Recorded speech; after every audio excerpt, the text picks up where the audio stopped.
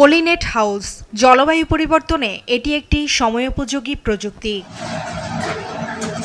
এই প্রযুক্তি ব্যবহার করে লাভের মুখ দেখেছেন ময়মনসিংহ সদর উপজেলার চুরখাই এলাকার কৃষক আলামিন।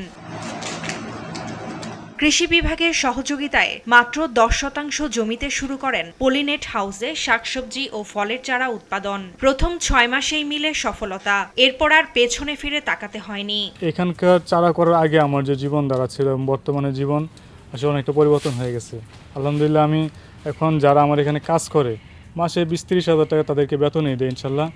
আমিও খাটি, আমার ওয়াইফ মাস্টার্স কমপ্লিট করছে, সেও এখানে সময় দিয়ে চাকরির পিছনে দৌড়তে হয় না, কারণ বাইরে চাকরি করে যে টাকা পাবে তার চেয়ে অনেক লাভ আমরা এখানে পাই ইনশাল্লাহ। আর্দ্রতা ও তাপমাত্রা নিয়ন্ত্রক পদ্ধতি হয় এখানে সারা বছরই চারা উৎপাদন করা হয়। ভালো মানের চারা উৎপাদন হয়, ব্যাপক চাহিদাও রয়েছে কৃষকদের মাঝে।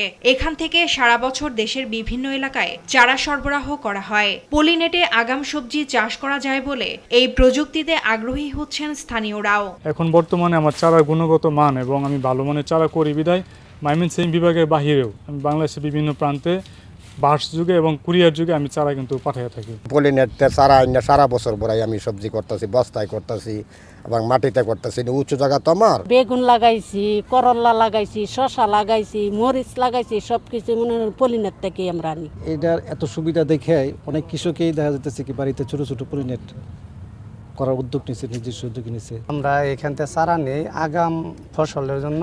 কৃষি বিভাগ বলছে কৃষির আধুনিকায়ন ও কৃষকদের পলিনেট প্রযুক্তির সাথে অভ্যস্ত করতে কাজ চলছে। শীত বলেন বা গ্রীষ্ম বলেন, ঝড় বৃষ্টি বলেন, যেটাই বলেন না কেন, সেটার প্রভাব কিন্তু সেটার মধ্যে পড়ে না।